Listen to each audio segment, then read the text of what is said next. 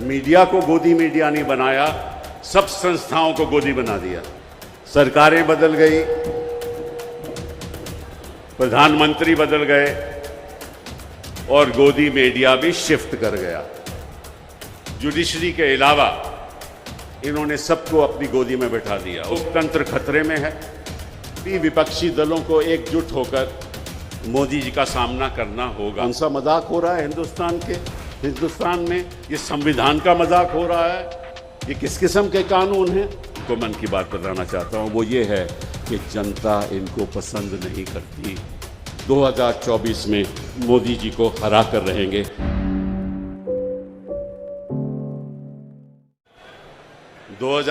से पहले जब हम यूपीए सरकार में थे, उस समय अरविंद केजरीवाल जी हमारी मुखालफत करते थे और हमें लगता था कि गोदी मीडिया उनके साथ है। लेकिन समय बदल गया, सरकारें बदल गई, प्रधानमंत्री बदल गए और गोदी मीडिया भी शिफ्ट कर गया। अब गोदी मीडिया सरासर मोदी जी के साथ है। कई और चीजें भी बदल गई। उन्होंने कहा था कि आपने कांग्रेस को 60 साल दिए, केवल हमें 60 महीने दो कि हम हिंदुस्तान की कायाकल्प बदल देंगे, हिंदुस्तान को बदल देंगे, हिंदुस्तान को इतना प्रगतिशील बना देंगे, इतना प्रगतिशील बना देंगे कि विश्व देखता रह जाएगा। 60 महीने नहीं, उनको लगभग 120 महीने मिले और इन्होंने हिंदुस्तान का नक्शा बदल दिया। इनको इन्होंने केवल मीडिया को गोदी मीडिया नहीं बनाया, सब संस्थाओं को गोदी बना दिया।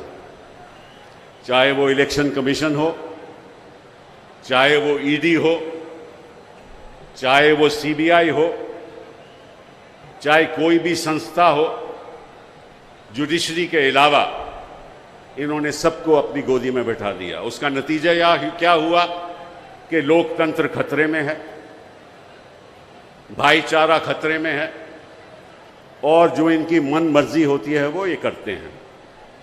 आज मैं आपके सामने एक निर्दलीय सांसद के रूप में खड़ा हूं और मैं सोचता हूं और जानता हूं कि वक्त आ गया है कि सभी विपक्षी दलों को एकजुट होकर मोदी जी का सामना करना होगा।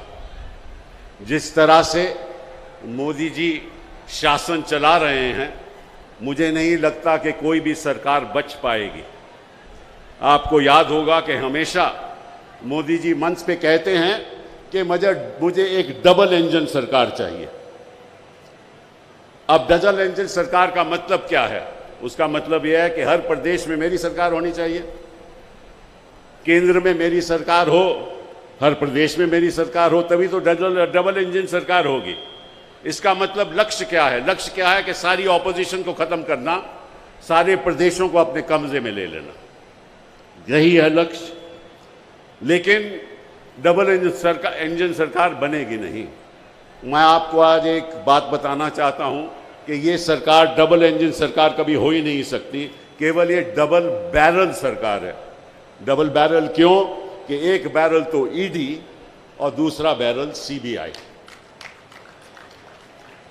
अब इन्होंने दिल्ली के साथ क्या किया, उस बात पे मैं अब आना चाहता हूं। आपने मुख्यमंत्री जी को चुना, दिल्ली सरकार में इतनी बहुमत के साथ आम आदमी पार्टी आई, लेकिन जब से आम आदमी पार्टी यहां शासन कर रही है, तब से इनका इरादा यह है कि किसी तरीके से इस शासन को चलने ना दो। आपको मालूम है कि संविधान में, क्योंकि दिल्ली एक राजधानी है, इसलिए मैं सरल तरीके से आपको समझाना चाहता हूं। मैं कोई कानूनी बात नहीं करूंगा, लेकिन ऐसी बात करूंगा जो आप लोगों को समझ आए। संविधान हमारा ये कहता है कि 3 चीजें केंद्र सरकार के हक में होंगी, जिसके बारे में राज्य सरकार जो है, जो केजरीवाल की सरकार है, उसमें दखल अंदाजी नहीं हो सकती। पहला तो जमीन, लैंड। ये क्यों? क्योंकि अगर दिल्ली जो हमारी राजधानी है वहाँ एक डेवलपमेंट होगी और कैसी कैसी किस तरह से मकान बनेंगे, किस तरह से इमारतें बनेगी, तो उसका सारा पावर जो है वो केंद्र सरकार को है, वो सही भी है। दूसरा, पुलिस। यहाँ कोई दंगे हो जाएं, यहाँ कोई फसाद हो जाए तो क्योंकि राजधानी है, पुलिस की पावर भी केंद्र सरकार को होगी।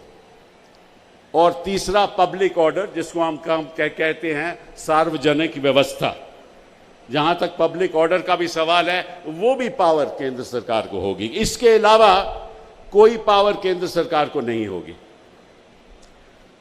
केंद्र सरकार का हमेशा ये प्रयास रहा है कि किसी तरीके से भी सारी पावर खुद में समेट लें और जो आपकी चुनी हुई सरकार है उसको जीरो बना लें। हमेशा से ये इनका लक्ष्य रहा है, लेकिन जनता इनके साथ है, जनता भाजपा के साथ नहीं है, जनता मोदी जी के साथ नहीं है, जनता के अरविंद केजरीवाल के साथ है। ये बात इनको गले में अटकी हुई है। तो इन्होंने क्या किया? इन्होंने केस कर दिया सुप्रीम कोर्ट में और ये कहने लगे कि जो भी ब्यूरोक्रेट हैं, जो भी अधिकारी हैं, वो भी हम चुनेंगे और जो हम कहेंगे वो करेंगे। तो मैं मोदी जी से पूछना चाहता हूं कि आपने फिर दिल्ली को एक लेजिस्लेटिव असेंबली क्यों दी? अगर आपने सारी पावर ही अपने हाथ में रखनी है तो फिर आप इसको यूनियन टेरिटरी की तरह चलाना चाहते हो। आपको मालूम है कि चंडीगढ़ यूनियन टेरिटरी है, आपको मालूम है कि कई ऐसी जगह हिंदुस्तान में है जो यूनियन टेरिटरी रही हैं और वहाँ कोई असेंबली नहीं है। असेंबली बनाने का मतलब क्या था? असेंबली बनाने का यही मतलब था ना कि जो लोग चाहें वही काम हो, लेकिन यहाँ लगता है कि जो मोदी जी चाहते हैं वही काम होना चाहिए। ये तो ना तो जनता को स्वीकार होगा, ना हमारे लोगों को स्वीकार होगा, ना हमारी देश की जनता को स्वीकार होगा। तो इन्होंने बड़ा प्रयास किया, सुप्रीम कोर्ट में मामला गया, पहले 5 जजेस ने फैसला किया, उसके बाद दोबारा फैसला हुआ, दोबारा 5 जजेस का फैसला हुआ और इन्होंने कोशिश ये की कि लेफ्टिनेंट गवर्नर को द्वारा जो भी, देखिए किसी भी मंत्री के नीचे एक सेक्रेटरी होता है, जो भी मंत्री और जो भी सरकार के फैसले होते हैं उन फैसलों का पालन सेक्रेटरी को करना पड़ता है। लेकिन इन्होंने ये तय कर लिया कि सेक्रेटरी भी हम बनाएंगे और जो हम कहेंगे वो सेक्रेटरी करेगा, लेकिन मंत्री का कहना नहीं मानेगा। इन्होंने ये कोर्ट के सामने रखा, कोर्ट ने कहा ये असंवैधानिक है, ये गलत है, क्योंकि फिर इलेक्टेड गवर्नमेंट का, लेजिस्लेटिव असेंबली का, मंत्रिमंडल का फायदा ही क्या है? अगर सारी चीजें आप ही ने करनी है तो फिर आपने चुनाव क्यों कराया? तो सुप्रीम कोर्ट ने यह फैसला दिया कि जहां तक अधिकारियों का सवाल है, जहां तक सेक्रेटरी होम का सवाल है, प्रिंसिपल सेक्रेटरी का सवाल है, सेक्रेटरी टू डिपार्टमेंट का सवाल है, वो सेक्रेटरी, सुप्रीम कोर्ट ने कहा केवल रिस्पॉन्सिबिलिटी उनकी मंत्रिमंडल को होगी। मतलब कि जो मंत्रिमंडल कहेगा, जो मंत्री कहेगा, उसका पालन उनको करना पड़ेगा। यह फैसला हो गया। ये 11 मई 2023 को यह फैसला सुप्रीम कोर्ट ने सुनाया और फिर इन्होंने क्या किया? इन्होंने 19 मई को एक अध्यादेश जारी कर दिया।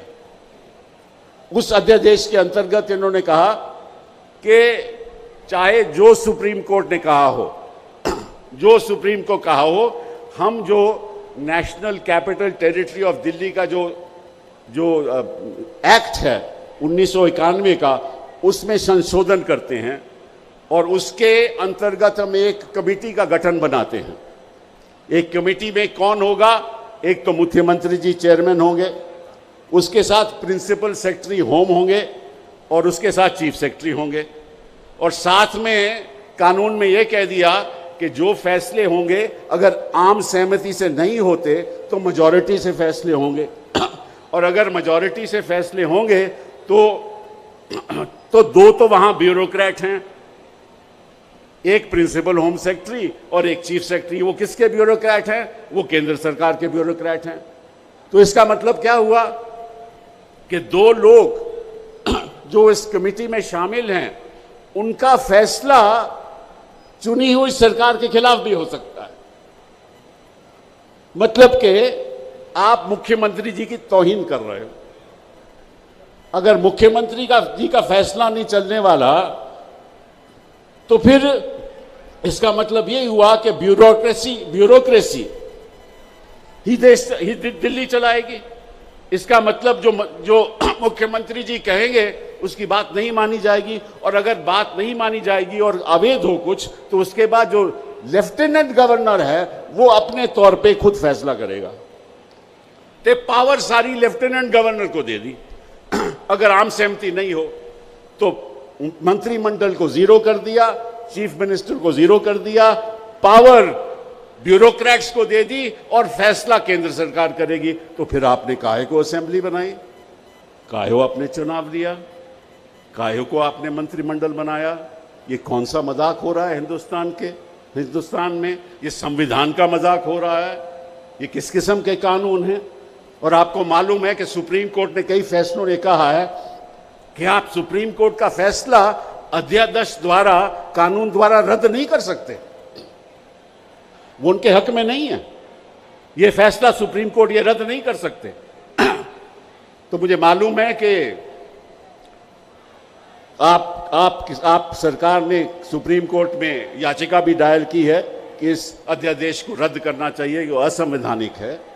तो मुझे उम्मीद है कि सुप्रीम कोर्ट इसको रद्द करेगी, इसको खत्म करेगी, क्योंकि मैं समझता हूं कि जो अध्यादेश ये कह दे कि जो चुनी हुई सरकार है उसके निर्णय नहीं माने जाएंगे, तो इसका मतलब ये हुआ कि जो ब्यूरोक्रेट कहता है उसके कहने माने जाएंगे। तो इसका मतलब कि असेंबली का कोई मतलब ही नहीं हो। केवल यही नहीं, हर एक मंत्रिमंडल के अंदर एक ब्यूरोक्रेट होता है, एक सेक्रेटरी होता है, उसकी भी नियुक्ति ये लोग करेंगे। उसके हक क्या होंगे ये भी ये लोग करेंगे। और अगर इसमें भी कोई मतभेद हो कमेटी में, तो वो भी फैसला लेफ्टिनेंट गवर्नर करेगी।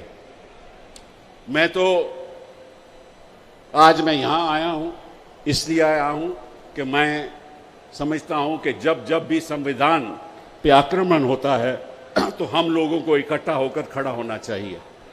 मैं एक निर्दलीय सांसद हूं, मैं किसी पार्टी से जुड़ा नहीं हूं। अखिलेश जी की वजह से उन्होंने मुझे निर्दलीय रूप में यहाँ पार्लियामेंट में भेजा है, और मेरा मकसद ये रहेगा कि आने वाले दिनों में हर प्रदेश में जाकर मैं ये बात कहूँगा कि वक्त आ गया है कि हम सबको एकजुट होकर मोदी जी के खिलाफ लड़ाई लड़नी चाहिए। मैं आज आपको एक मन की बात बताना चाहता हूँ। मोदी जी हमेशा बच्चों को मन की बात बताना चाहते हैं, मैं भी आपको मन की बात बताना चाहता हूँ। वो ये है कि जनता इनको पसंद नहीं करती, जनता इनको नहीं चाहती। जनता कहती है काफ़ी हो गया, आपको बड़ा वक्त दे दिया, आप तो एक अमीरों के प्रधानमंत्री हैं, आम जनता के मामलों में तो आप दखलंदाजी नहीं करते। जनता पिस रही है। मैं आपको सच बात बताऊं कि आज के दिन में कौन सा ऐसा विभाग है जिसमें आम आदमी का फायदा हुआ हो। इस देश में 10% लोगों की जो संपत्ति है, 10% लोगों की जो संपत्ति है, वो देश के जो 76% संपत्ति है वो 10 लोगों के पास है। 76%, 80 करोड़ लोग यहाँ 10,000 से कम पर माह कमाते हैं। तो ये कौन सा देश है? किसकी बात आप कर रहे हो? हम इंसाफ चाहते हैं, और इसलिए मैंने कुछ ही महीनों पहले एक निर्णय किया था कि हम एक वेबसाइट चलाएंगे जिसका नाम होगा इंसाफ के सिपाही। मैं चाहता हूं कि अरविंद केजरीवाल जी, अब आप कार्यकर्ता को बताइए कि सब इस वेबसाइट में शामिल हों, अपना नाम से शामिल हों, कहाँ रहते हैं वो शामिल करें, डिटेल शामिल करें, ताकि हिंदुस्तान के इंसाफ के सिपाही बने। ये बहुत ज़रूरी है, क्योंकि ये लड़ाई इंसाफ की लड़ाई है। जिस तरह से बेइंसाफ़ी हो रही है हमारे देश में, उसको हमें एकजुट होकर लड़ना है। बहुत वक्त ले लिया मैंने आपका, मैं आभारी हूँ केजरीवाल जी का कि उन्होंने मुझे ये मौका दिया।